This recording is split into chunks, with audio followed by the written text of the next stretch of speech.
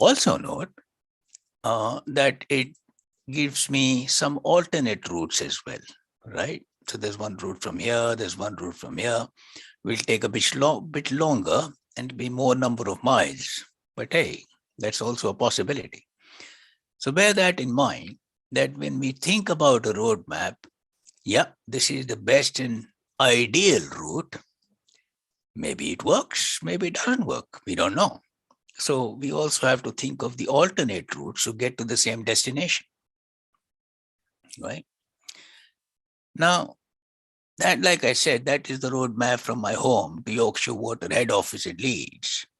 And Google has showed me some alternatives. So we just saw what we have just seen is an example of how a roadmap could be designed and just what it looks like. Now let us see exactly where does a roadmap sit. When we're talking about agile, we talk about the roadmap and we say, hey, where does a roadmap sit?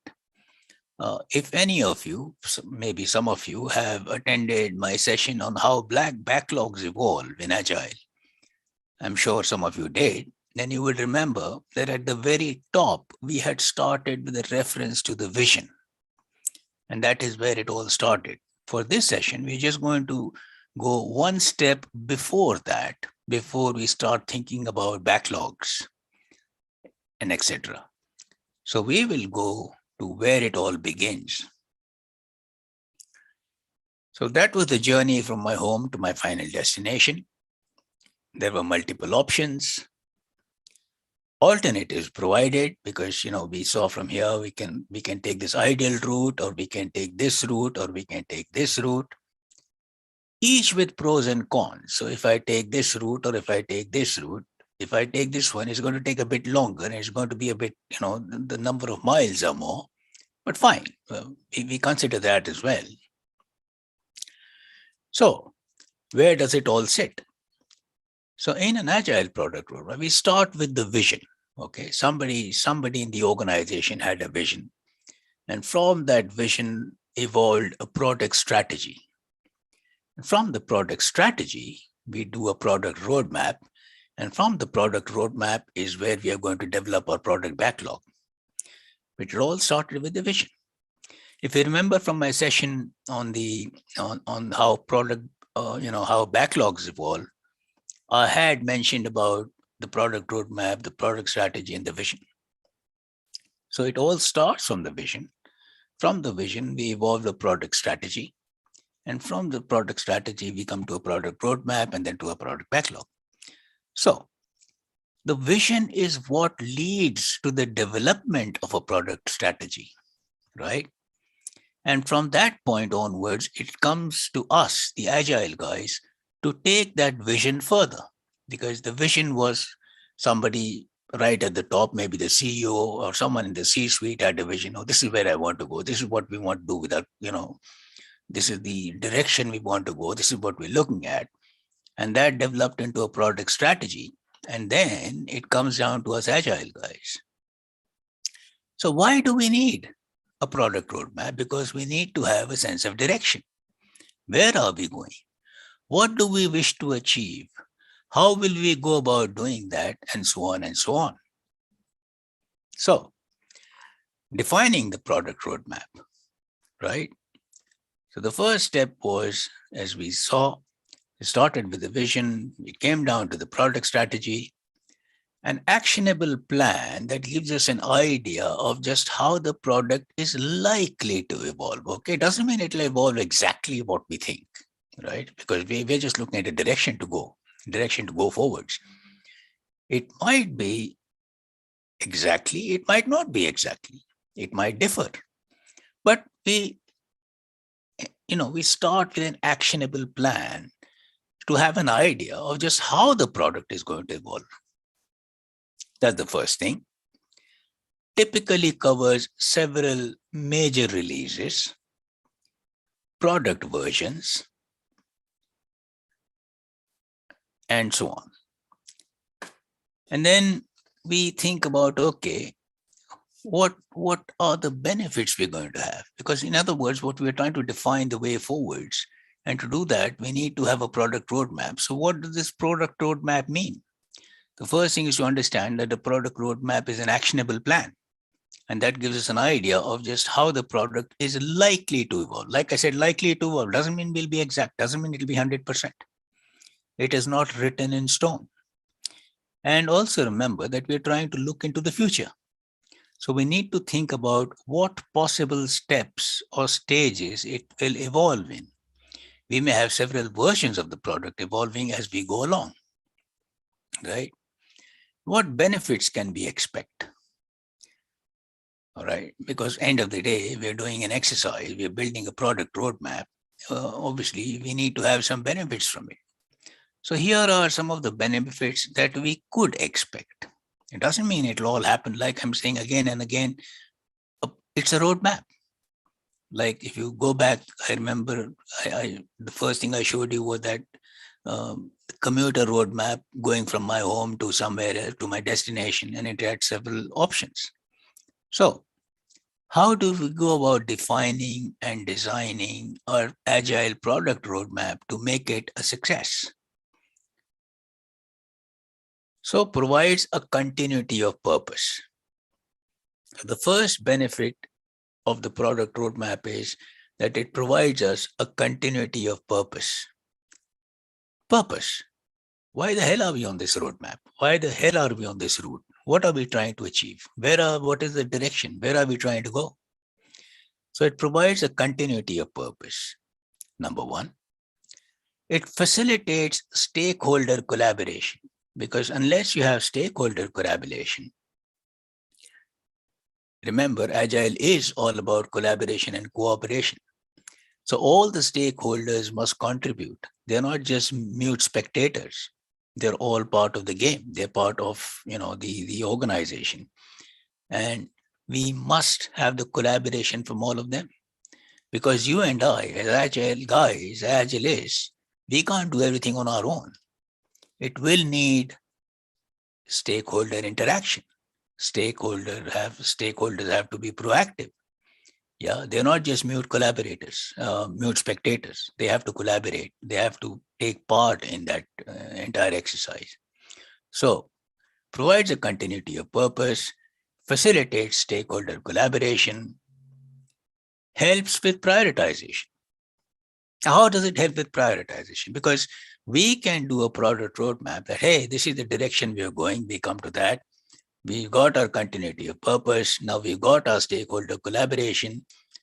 But hey, hang on, some stakeholders, hey, hang on. I want this done first. And somebody else says, no. My, what I'm looking at or my purpose is more important than yours, and so on and so on. So it is good to have those discussions. It is good to have those interactions. It is good to have those proactive arguments, if you like, for want of a better word, because that is going to help with prioritization of what comes first. How do we prioritize? It unburdens the product backlog. So you don't wait till the product, till we go into the product backlog and then sit and prioritize. We do it at the product roadmap level. This makes it easier when you do the product backlog, so that the prioritization there becomes more purposeful. It becomes more focused. It becomes more directed towards the production of whatever that version or whatever that piece of the puzzle which we are going to solve. So we must have the continuity of purpose. We must have the stakeholder collaboration. We must have some kind of prioritization, because end of the day, we don't want to burden the backlog with how do we want to go ahead. And it helps acquire a budget.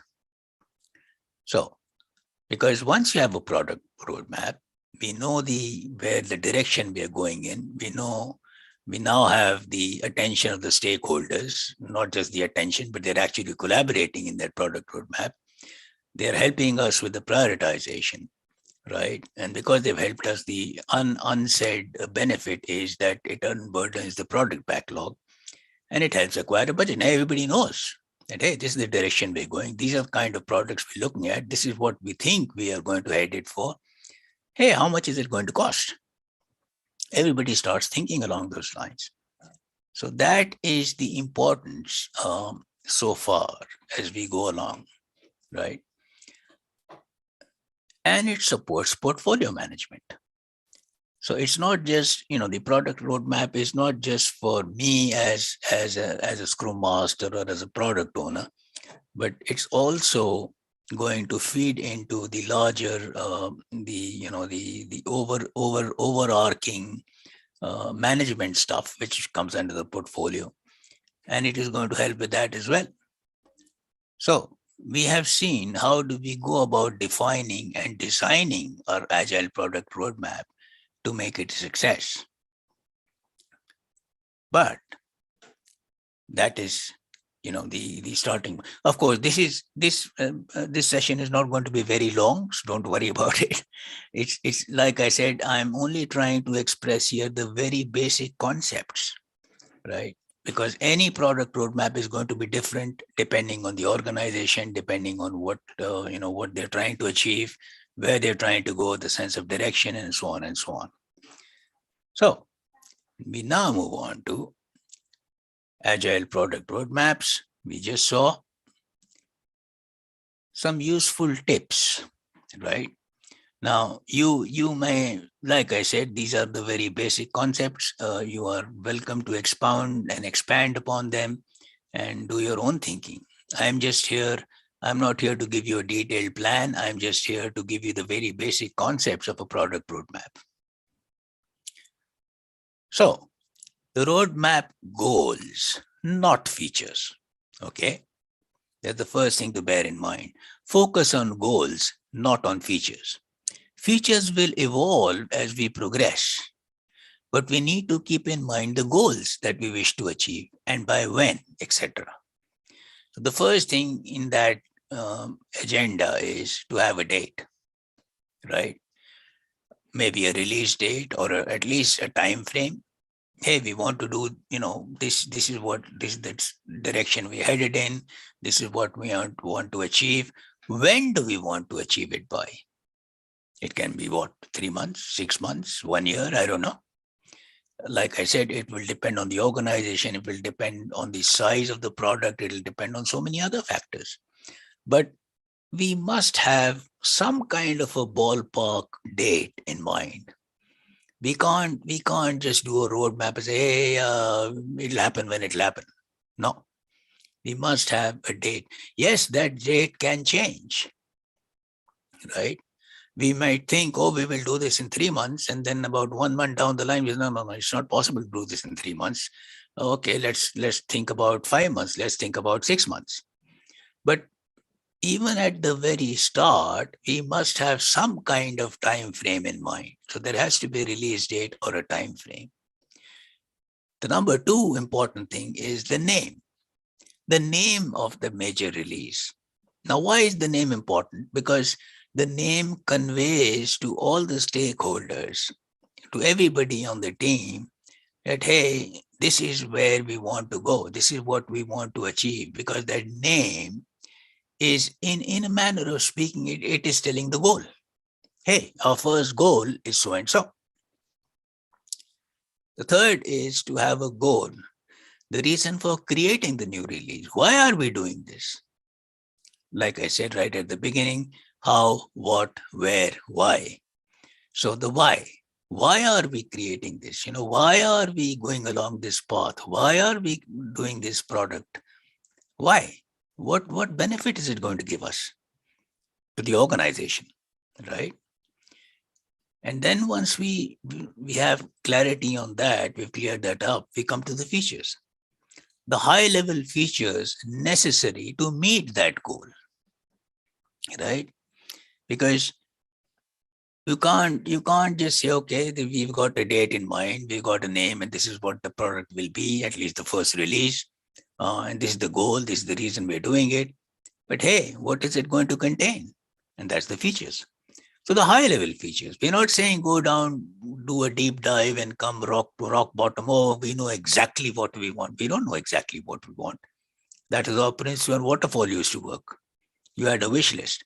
In here, you have features which you have given a thought to, which the whole organization, remember I said we have all the stakeholders.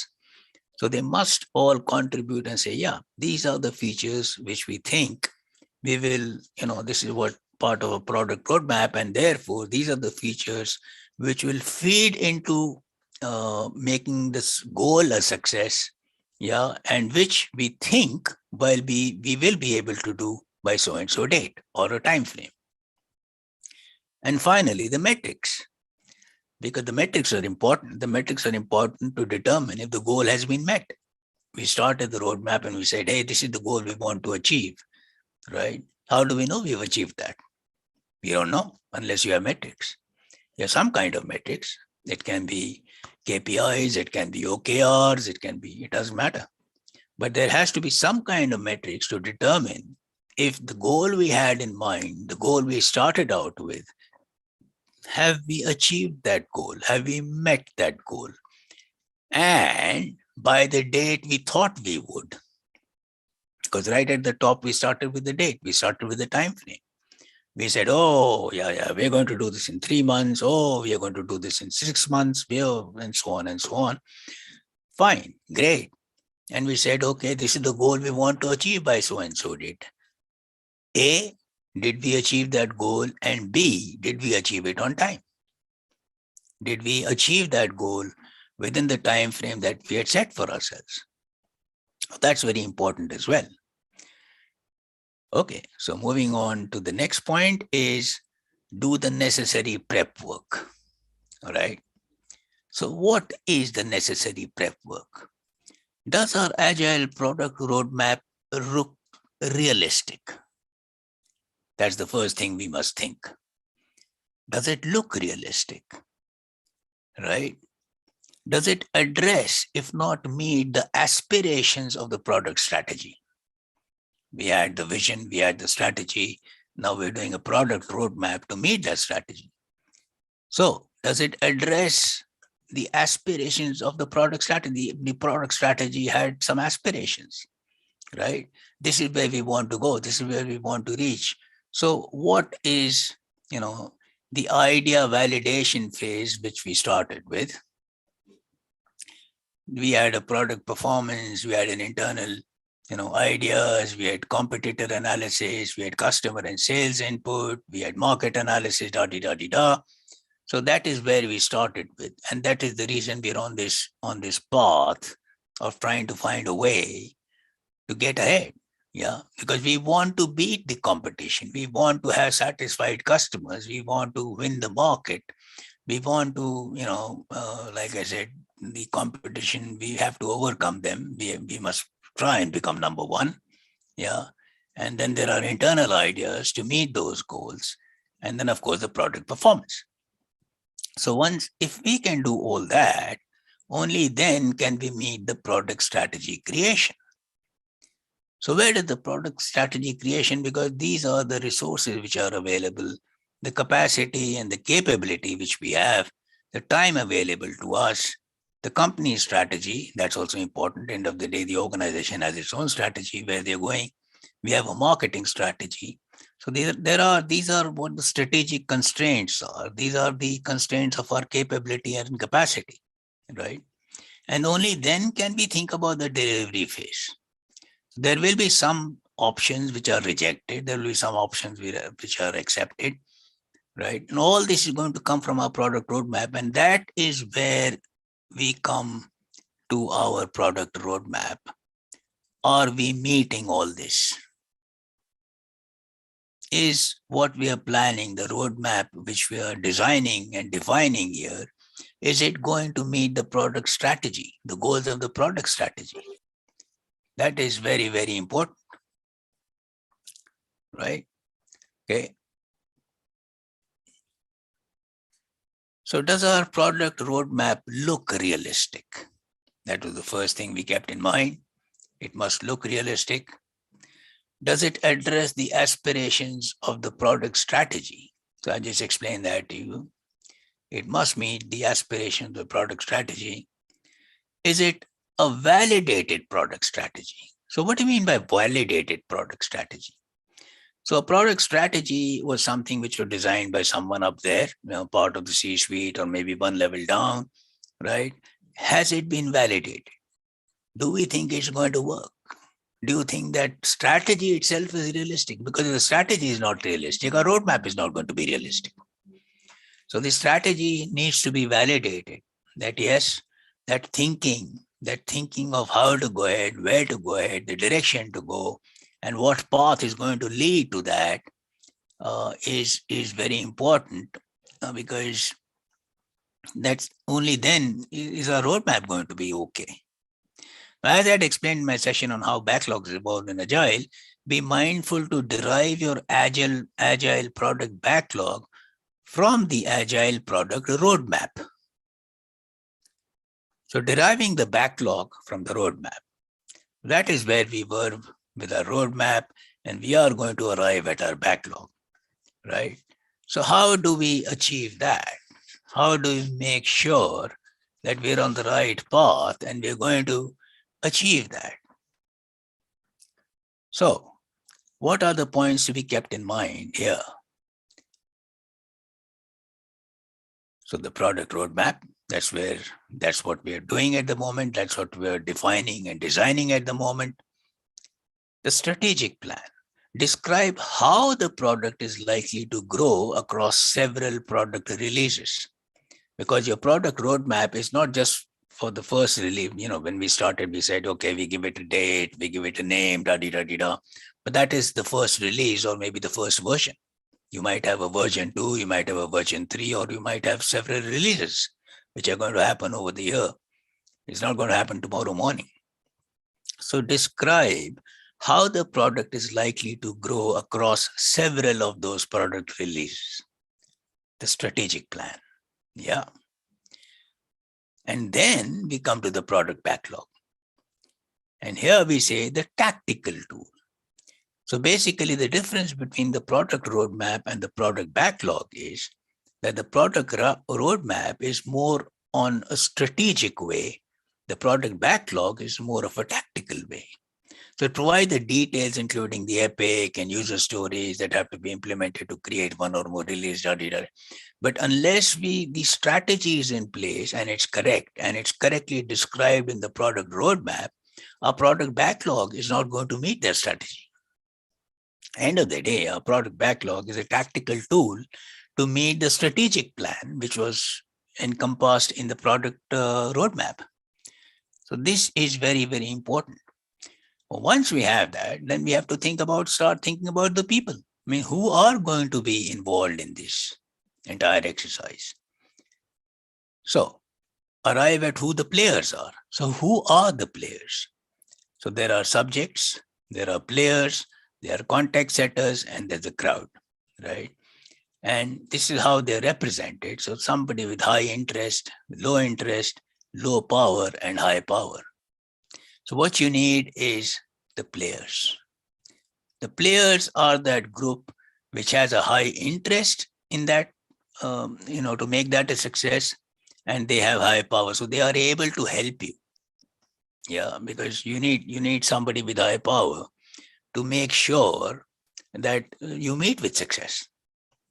Because a lot of times people may have high interest in a particular theme or a particular product and say, yeah, that's very good. It's going to be very beneficial for the organization. It's going to make a lot of money for the company, but they can't help you because they're not powerful enough. Yeah, there is an hierarchy in the company, in any organization.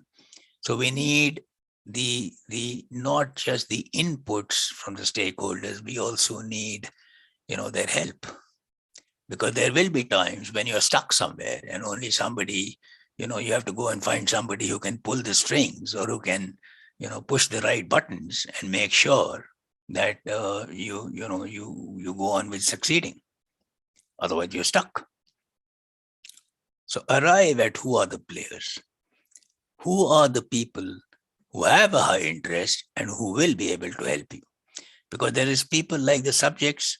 The subjects are there, they have high interest, yeah, but their power is low. The crowd, the larger part of the organization, they're not really interested. because for example, the admin guys or the techies guys and so on, they say, fine, this is going to be decided by the higher ups, the boss or the boss's boss. I just have to follow. There are context setters who have the high power, but they're not really interested in that because they're looking after 50 other things. So what you are looking for in your product roadmap are the players, the guys who have a high interest and who have the power to be able to help you, right? Who owns the product roadmap? So we have to think about the ownership. That who actually owns this? Who are the people, who are the guys that are responsible for this? So who own the product roadmap? So here are all the people. You have, the service and support guys, the user and customers, the product owner for related product, the sales rep, the marketer, the development team, the product manager, owner, management sponsor, the guy who's going to give you the money. At the center is the product roadmap. Well, the actual owner is the product manager or the product owner.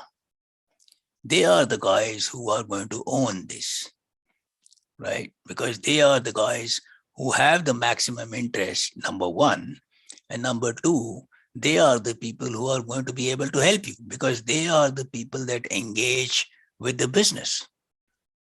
Remember, you and I, I'm speaking in agile terms, then we are more on the scrum master and the hierarchy, the scrum master and product owner together form the interface between business and tech, right?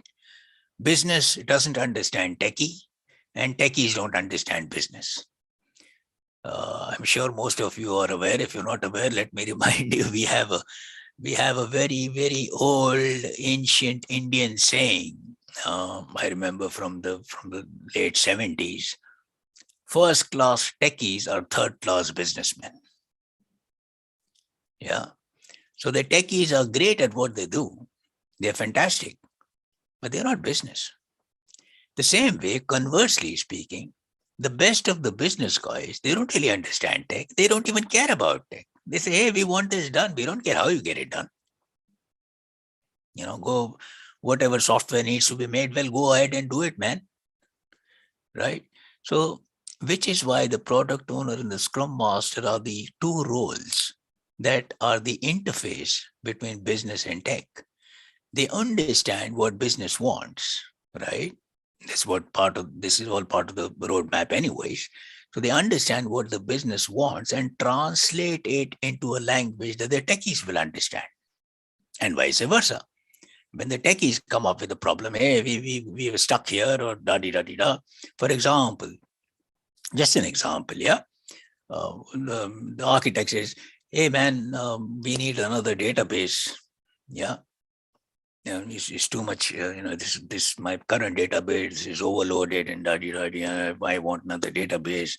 I need another server. And I need the server with so much RAM and so much hard disk and da-di-da-di-da. Hey, that's going to cost money. So it's the product owner, the product manager who will go to business and say, hey, we need an extra server and why do we need it? We want an extra database to fit somewhere. And hey, it's going to cost so and so, pounds or dollars or rupees per month. Give us the budget. So, like I said, it's the product owner or product manager and the scrum master that are the interface. They are interfacing between the techie side and the business side. End of the day, everybody wants that success. Everybody wants to, make that success of the whole project, the whole roadmap. But the ownership sits with the product manager and the owner. The other thing to keep in mind is, how do we do the costing?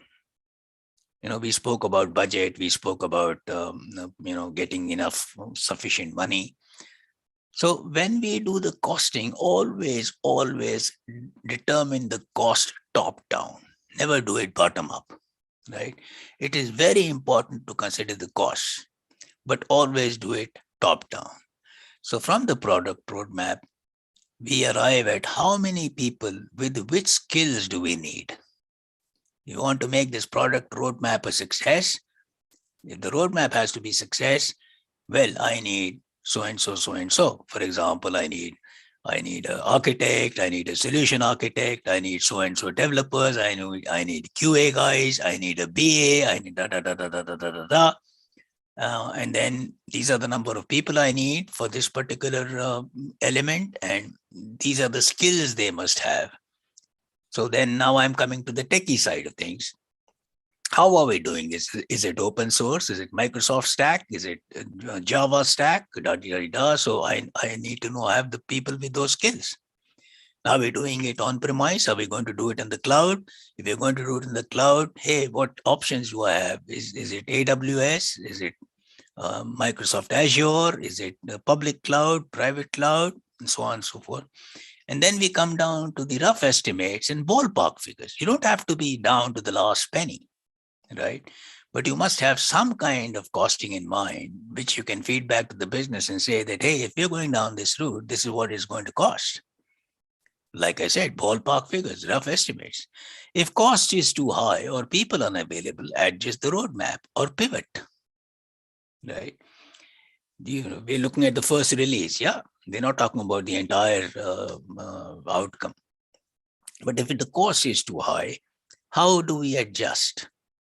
Or maybe the cost is not too high, but the people with the skills which I want are not available.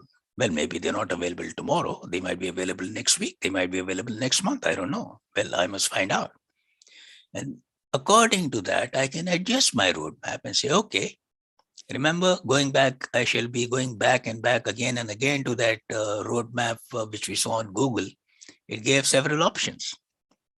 I want to go from my home to the company headquarters in Leeds. It gave me three options. Hey, this is the nice and simple route. Hey, it's the least number of miles. It will take the least number of hours. But there are other options. There are other alternatives. Maybe I have no option, but I have to go to take a bit longer route. Maybe, yeah, instead of 2 hours, it'll take 2.5 hours. Fine, doesn't matter. So all that we must keep in mind. Remember, we're at the roadmap level. And regularly review that roadmap. So how do you review? And what do you review? What is the periodicity for that review and why? So if you're looking at a young product, then you review monthly in a dynamic market. If you're looking at a young product in a stable market, then you review it quarterly.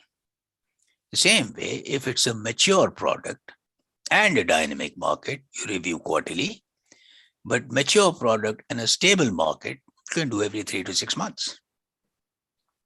So this gives you an idea of when, how periodically to review that roadmap, because things are going to change. Yeah, things maybe if it's a young product and a dynamic market, things are going to change every month. It's a dynamic market. It's changing all the time. If it's a stable market, hey, you got a whole quarter, you got 3 months. So you can be relaxed for 3 months. The same with a mature product. The young product was something you're just starting up with. Yeah, it's a startup phase.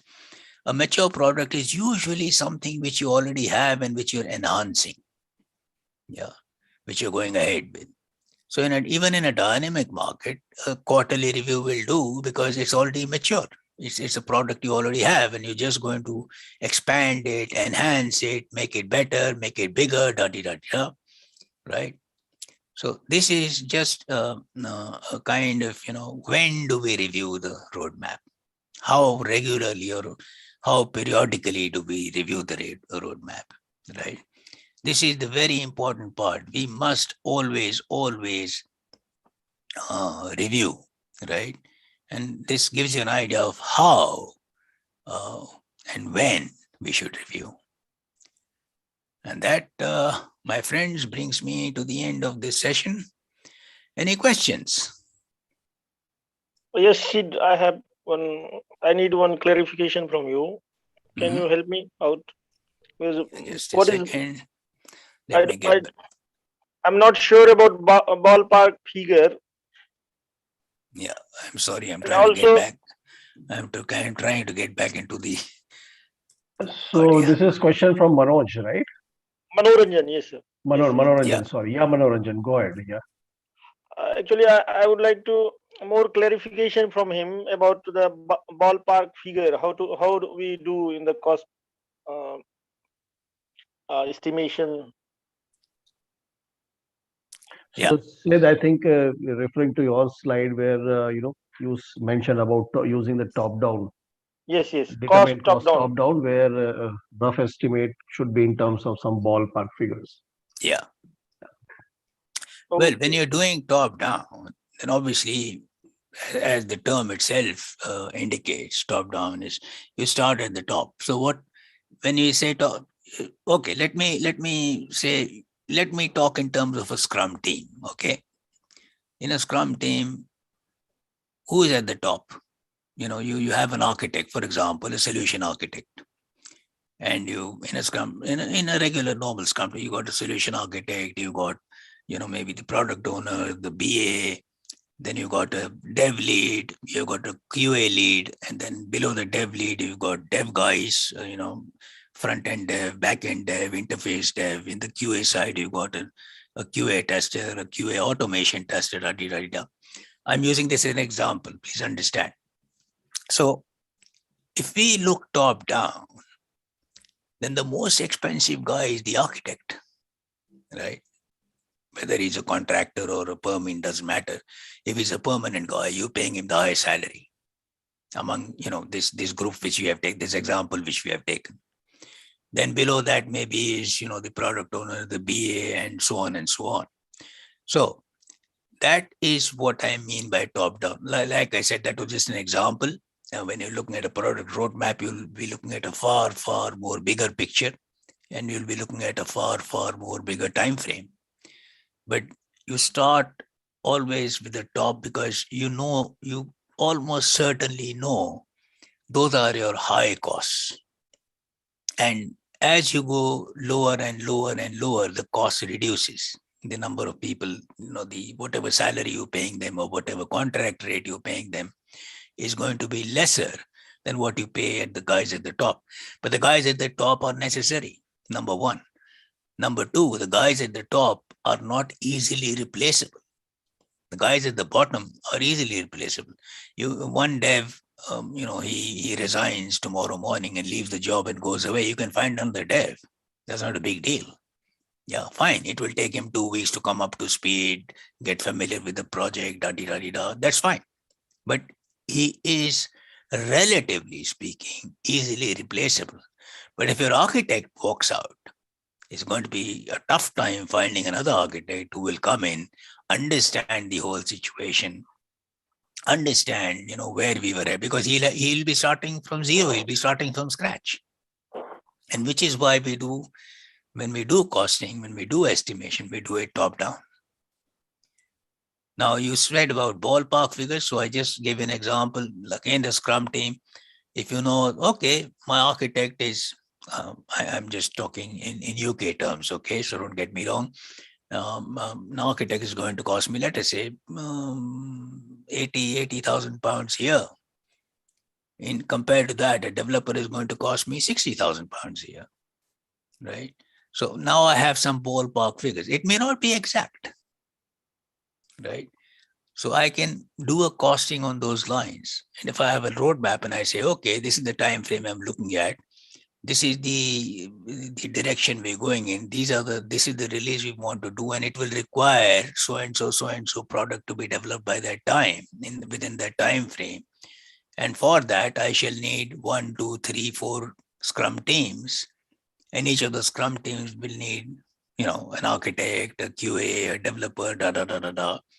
You understand where I'm coming from? You slowly, what you're doing is you're now finding out the cost. Again, ballpark figures, they're estimates. An estimate is an estimate is an estimate. Nobody expects you to be 100% correct. Nobody expects you to have all the pounds and pennies in place. But at least a ballpark figure. Yes, you might go up, you might go down. But you should be able to say that to achieve this, for the first release, I shall need, for example, 100,000 pounds. Now, maybe by the time you actually do the release, you got away with 80,000 pounds, or maybe you needed an extra 10 and it cost you 110,000 pounds. So that is why we say ballpark. It's an estimate. To add to it, sorry to Sorry. interrupt. Yeah. Manoj, to add to it, what Sid was saying, consider you're going to a test match, one-day test match, India-Pakistan, and your friend asks over phone, how many people are there over in the audience? What could be your estimate? Approximately a lakh, being a very tough match over there, India-Pakistan. That is the way it is, approximate. You don't know how many exact counts over there, but you're giving some rough figure. That's what it is. Then as days goes on, and you'll be coming out to know, okay, for this much, this could be the population over there. Similar to that. Is that okay? Is that what you're trying to say? Is it? Yeah, I think you got it. You used a much better example than I did. No, trying to match what make him understand. So related to that, maybe I'm wrong, maybe I'm right, but I do not know. This No, what you're absolutely right. That's what ballpark is all about.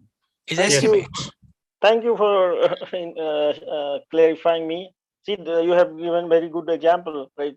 Real-time example. It will help in day-to-day life of we are working, right?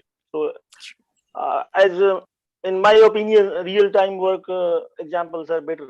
A number of examples I have in my mind about the estimation of even I can estimate something else.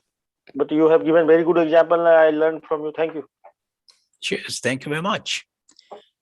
Anybody else? Anybody has questions? Yeah, Sid, thanks. That was truly a great presentation, Sid. My question you. to you is, like, let's say we are forming a new product development team. Let's say the agile team are new to the product development. They're not aware of agile and they're not aware of product culture. How do we bring in that product culture to the team? Maybe based on your experience, couple of suggestions to bring them to the product mindset culture. Well, if they are absolutely new to agile, then some of your initial time is going to bring them up to speed on agile and how agile works, and how agile. The end of the day, don't forget, agile is not a methodology; it's a framework. That is the essential difference between Prince 2 Waterfall and agile. You had what was Prince 2 and Waterfall? They were methodologies. Methodology means what? There's a rule book. You must do this, you must do that, da da da da da da da da.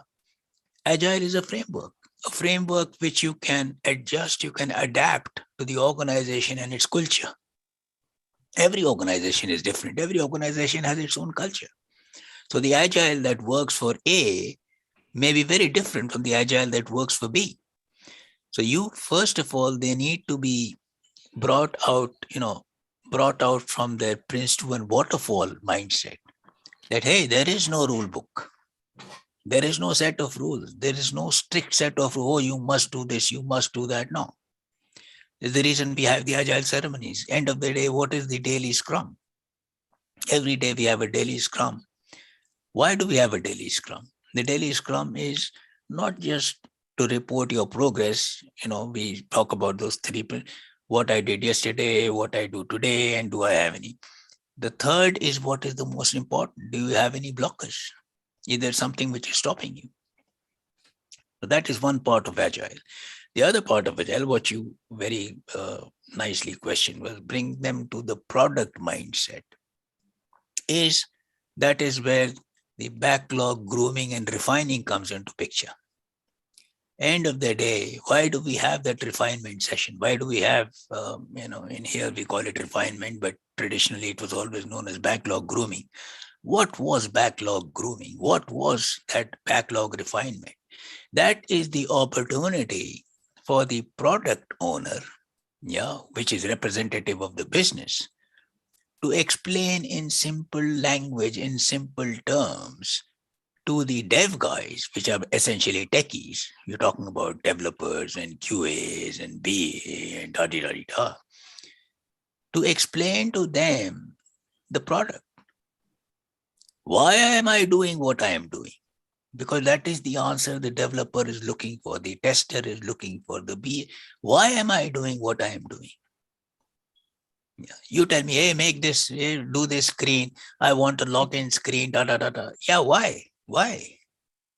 Because they should That, not be in the dark, right?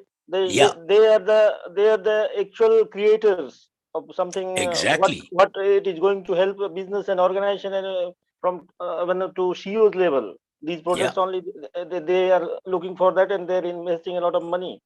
So yeah, their dev team must be able to. They must have a clarity. Why I'm telling you about real time example, I appreciate, because in the past we have very bad, or I can say very a lot of retro we had for these things. yeah. And in Very the real time experience we had in the organization, which was coming to on the agile journey. In the past, it was not. So yeah, hybrid culture we had. So better if all are very senior here. Better if we share real time examples. It will help the coming generation and coming Scrum masters or agile coaches. yeah, yeah, sure. That's exactly what that's what I was trying to express. And that's what the refinement is all about. It's for the product owner to, in simple language, without going into, hey, this is going to benefit the organization 1.2 million pounds. They're not interested in that. What they're interested in is to know, why am I doing what I am doing? So this is what we are doing because we want to achieve so and so, so and so, so and so. Manoranjan spoke about real-time examples. I will give you one quick. I hope I'm not overshooting the time. We No, No, sir. still please. Thank have. you. No, it's great to hear you. Okay. So I will not take more than 2 minutes. I'm going back to a couple of years back when I was doing a project for a company in France called Carrefour. I don't know if any of you have heard of them, but Carrefour are uh, one of the biggest hypermarkets, one of the biggest retail chains in Europe. All right. They are bigger than Walmart. Yeah, they're quite big. Yes. Yeah, they are bigger than Walmart. Walmart is smaller than them. And I was doing their entire, their change, what we call in the Western world as DTI, Digital Transformation Initiative. And they were trying to automate stuff. So I'll just give you a quick example. There were 14 teams, 14 Scrum teams, and they were working on this. And one of the teams I was I was personally looking after. The developer said, why the hell are we doing this? I said, yeah, let's get the product owner. We got the product owner, we got the product manager, we got the business side. We got them all into a room and said, hey, my team wants to know, why the hell are we doing this? Now, what was it? What was it that we were doing? So imagine, I'm sure you have, even in India, you have supermarkets, right? Now, what Carrefour was trying, and this was an experiment which we did, and mind you, it has turned out very successful. But anyways, the idea was that if you are a regular Carrefour customer, then you have an account with them and da da da. So they're trying to save you time. They're trying to save everybody time and money. In our world, time is equal to money. So let us say, for example, you have a grocery list. Okay, you want to buy for your home. Your wife has called you up and said, hey, I want 1 kilo of beef mince, and I want so many cheese, and I want milk, and da da da da da da. Da. She's given you a list. So what you can do now, this is the result of that. What the project which I did is, you can go on to the Carrefour site, a website, wherever you are. You can be in the office, you can be in your lunchtime, or you can be anywhere. You can use your laptop, you can use your mobile, it doesn't matter. And you can place your order. So you can put that entire list which your wife sent you. I said, I want 1 kilo of beef mince. I want so many, 500 grams of cheese. I want 1 liter of milk. And you can make a choice. I want whole milk or semi-skimmed milk or skimmed milk, and so on and so on. Now, let us say you put a list of 10 items. These are the 10 items I want. Yeah. And online, you've placed the order, you use your credit card or debit card, pay the money. Yeah, great, fantastic. And then you, at the bottom, you have a choice. You can say, I want to collect. All right. I want to collect. This is fine, fantastic. And that site, it's a portal really, not a site, but the portal will give you a slot. And you can make a selection, because you can say, yeah, I'm going to go today, I'm going to be off at 5 p.m. Yeah, it's going to take me 20 minutes to go to my nearest Carrefour, because obviously they're a chain. So they've got branches, so many branches. So this is the branch which is closest to me, or this is the branch convenient for me. So it's on my way home. And you can select that I will go to this branch. And I think I should be there by 5:30. So this portal will give you a slot of, for example, 5:30 to 6, right? Now, between 5:30 to 6, you reach that branch in your car, you're driving, yeah? And there's an entire separate pathway, road, if you like, for collection people. So you go into that, and then you have about, 10 different bays, slots, yeah? So there is an ANPR, automatic number recognition system, which recognizes your number plate of your car and tells you which bay you are supposed to go to. You go into that bay, you park there, and all you have to do is get out of your car and open your boot, your dicky, as you call it in India, right? And a robotic arm will come out from the side with all your 10 items nicely packed into a bag and put it in your dicky. You shut down your dicky and you drive home. End of story. Right? So it's convenience, it's time saving, it's got a greener footprint, because you didn't waste time, so you burned less fuel, you contributed to saving the environment, you da da da da. And Carrefour, you got the cheapest price available in France. So this, I don't know whether I'm expressing it very well, but you got the idea. Now, this was all explained by the product owner to my team. This is the reason we are doing this software. This is the reason we're doing. This is what we want to achieve. We want Manoranjan Pandey to be able to drive, do nothing, just drive, come here, open his dicky. His order is ready, nicely packed in. He doesn't even have to lift it. The robot will pick it and put it in his dicky. All he has to do is get out of his car, open the dicky, his stuff is put in, close the dicky, drive off, go back home to his wife. End of story. I think this is a really fantastic example. Great. Sid. Yeah, thank you very much. Yeah, I Oh, think we're running out of time. You Is want to Vijay put- still around, or Ria? Sid, Yeah, I'm there. where does product goal fit in this roadmap? Sorry? Where does product goal fit in? Product, sorry, what? We are Product talking goal. about product vision, product strategy, product roadmap, everything. But where does product goal fit in this journey? Well, the product goal was, I just gave you an example of one of the product goals.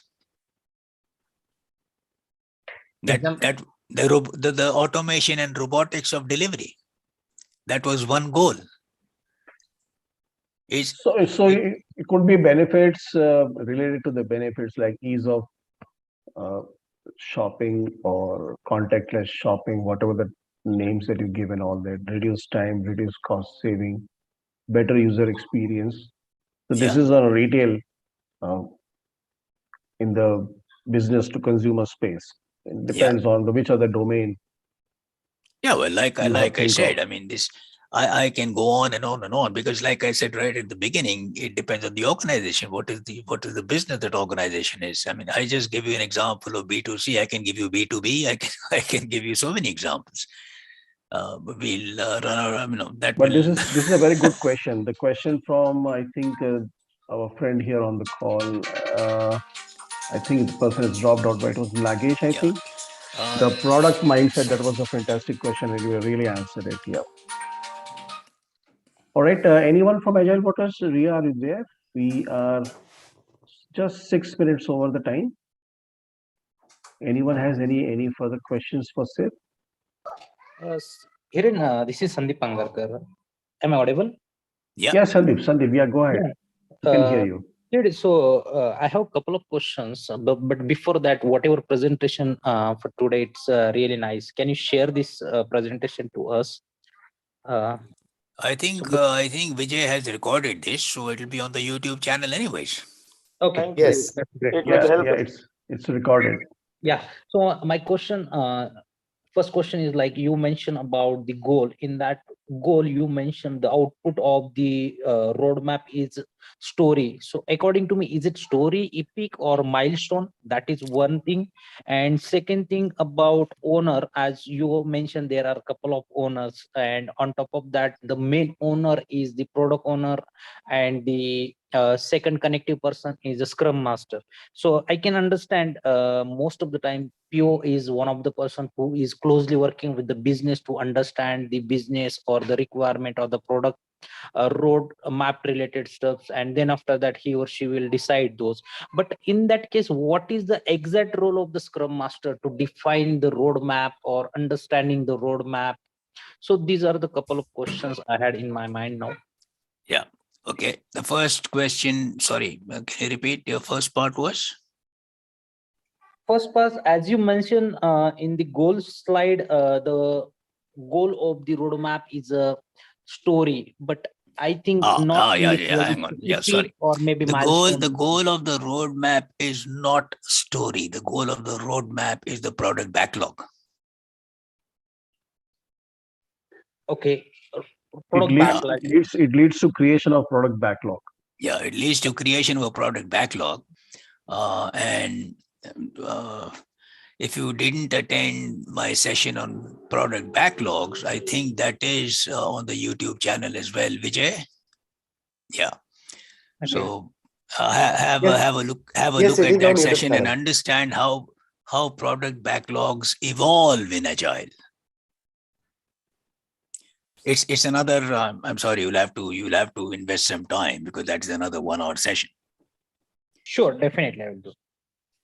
Yeah. The second part was the role of the Scrum Master. The Scrum Master doesn't have a direct role into the product roadmap. This product roadmap session is not meant only for Scrum Masters. It's meant for everybody. So it doesn't matter you're a Scrum Master, if you're a product owner, you're a product manager, or da-di-da-di-da. This session was to gain an understanding of how a product roadmap is defined and designed. How do we go ahead with it? If you are a Scrum Master, you are one of the stakeholders, but you are one of the stakeholders. There are a zillion stakeholders there, right from the top to the bottom, because we're at a very high level. So it is, end of the day, the product roadmap is not going to produce user stories. The product roadmap is going to lead to a product backlog, which will contain the epics and user stories and da-di-da-di-da. And then you, like I said, go back to the Vijay's YouTube channel and have a look at the, how. It's a very interesting session, if you don't mind my saying, but please do try and find 1 hour, maybe on a Sunday when you're free, you got nothing better to do. Have a look at that, how product backlogs evolve. Yeah, I think it would really help to share that link. So that would be another interesting resource to look at, where we can find some of the answers. That is something Vijay has to do. Vijay has to, yeah. Sure. I just shared the link over the chat. Thanks, Vijay. Yeah. Yeah, you're welcome. So this is the YouTube channel. So as always, Sid has become one of the most prominent and most valuable speaker available who people wait for actually. So we come on, record all these sessions. Yeah, we really enjoyed it. It was fantastic. Yeah. I really liked one thing. Sid, if you do not mind, I really like that tada.wave. Yeah. That's awesome. Yes. And I'm sorry, that's a very, very British expression. And I am British. I mean, I've been here for But donkey's years. it's a very nice expression, I would say. Okay. Yeah. Cheers. Thank you very much. Okay, Back to guys. Vijay. Yeah. Thank you so much, Sid. Once again, it was really wonderful session. I would like to take an opportunity that you guys, we have also introduced a session or a certification called ICP APM, which takes care of the product management, product delivery, wherein whatever concepts Sid was actually speaking about is also part of it. The additional thing is you get the certification out of it, just a small commercial, which we generally don't do, but we are doing it today.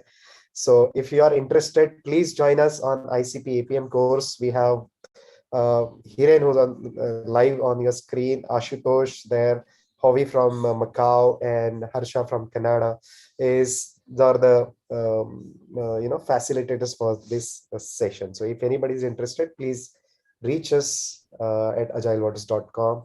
And I'm also giving you a number here. You can actually WhatsApp us.